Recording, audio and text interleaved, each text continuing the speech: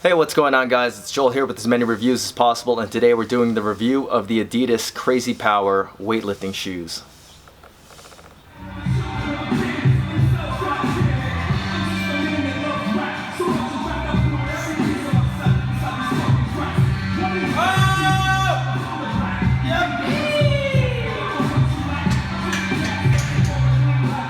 So while everybody was paying attention to the Lice-Tongue 2s, the Nike Romaleo 3s, Adidas snuck out the CrazyPower weightlifting shoes, much like they did the CrazyPower training shoes.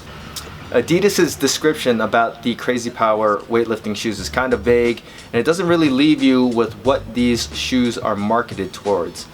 So let's go over some of the features and then we'll kind of come up with a conclusion as we go along.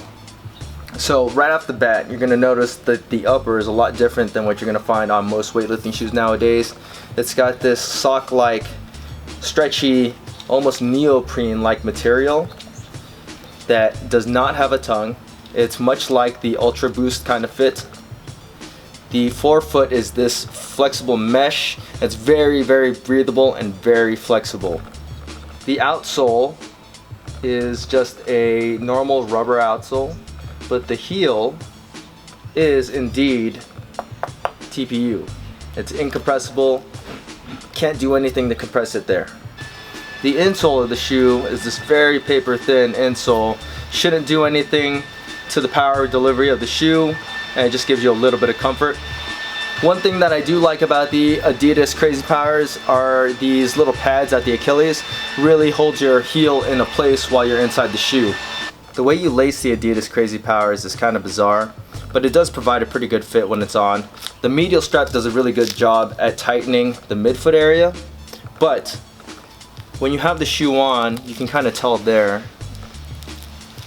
Tightened, it has all these little folds that aren't really uncomfortable, but it's just kind of weird to see them there. Another thing that I really don't like about the CrazyPowers is that no matter what you do, unlace it, unstrap it, it is really, really hard to get your foot inside of the shoe, and that's probably the worst thing about these shoes. If you have wide feet, you might want to look at a different shoe. The fit of the shoe is almost identical to the Adidas CrazyPowers and the Nike Romaleo 3s. It's a little bit more narrow than the Legacy Lifters and the Lice-Tongues. For sizing, I went with a 9.5, the same size as my Adidas Lice-Tongues and my Adidas CrazyPowers, and it fits exactly the same. Fits very close to the Nike Romaleo 3s and a 9.5 as well, and a 9 in Legacy Lifters. Now, I know one of the hotly debated topics of the CrazyPower TRs is the heel height. How tall is this shoe? According to Adidas Specialty Sports, it comes out as a 28.6 total heel height. They have two terms for their heel height: actual total heel height and then heel lift, which is going to be the effective heel height. I contacted Adidas directly to find out what the effective heel height is. The heel lift in the shoe is 16 millimeters, so that's 0.63 inches. So this is a shorter heel than the Adidas CrazyPowers and just slightly taller than the Powerlift Trainers. Interestingly enough, they also say that this is not a competition-only shoe, and it's better suited for squat, bench, and dead, so it's more of a powerlifting shoe, more of a squat shoe. Personally, I like the lower heel when it comes down to lifting, but honestly, most people aren't even going to notice the difference between the CrazyPowers and the Adidas CrazyPowers as far as heel height goes. I thought they were the same heel height when I put both of the shoes on side by side. So when it comes down to real-world performance, the CrazyPowers are absolute beasts. These are one of my favorite weightlifting shoes. Even though they might not be competition spec, these are awesome shoes. I PR'd my clean, I PR'd my clean and jerk, I PR'd my back squat at 405 in these, and it felt amazing. The power delivery is excellent with these shoes. The heel is incompressible, the forefoot is flexible, so you can move around pretty easily. Though I still don't really like doing WODs and Olympic weightlifting shoes, you definitely can, and your feet don't get too uncomfortable when they're in the Adidas CrazyPower weightlifting shoes.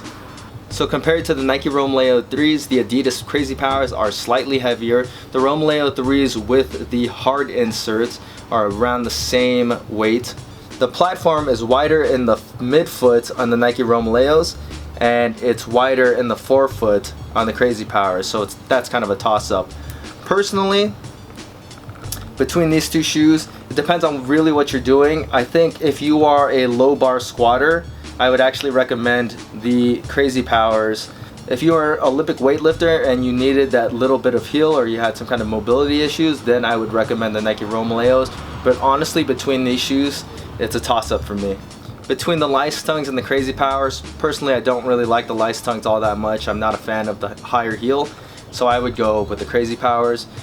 That higher heel I would only recommend for if you had some kind of mobility issue. Between the Adipowers and the CrazyPowers, I think the Adipowers are one of the best weightlifting shoes of all time. But personally, I like the more flexible forefoot, the wider forefoot, and the lower heel of the CrazyPowers. So I would go with the CrazyPowers. Between the Legacy Lifters and the CrazyPowers are much lighter, the heel is a little bit lower, the shoe is a lot more flexible, something you'd actually want to do like a WOD in. The Legacy Lifters are mainly just an ollie shoe. If you needed to stay in one spot, you wanted to be as planted as possible, then the Legacy Lifters are the way to go.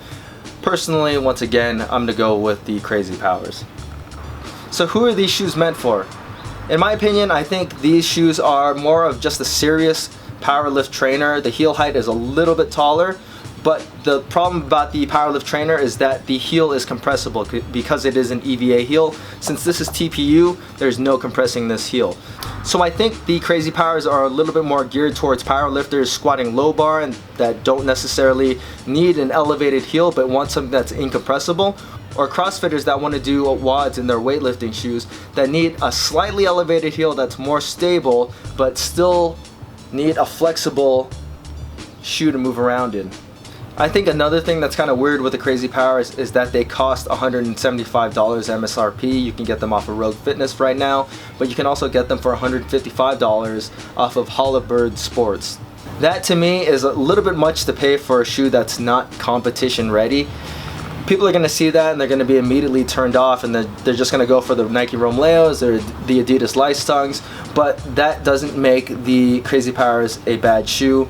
It just makes them marketed a little weird.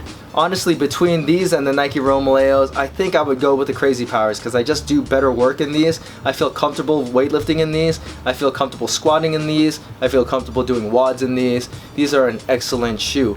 I still think they're a little bit overpriced and there's some little quirks about the shoe that I really don't like, but the overall package is pretty good and I'm going to keep these shoes around for a really long time.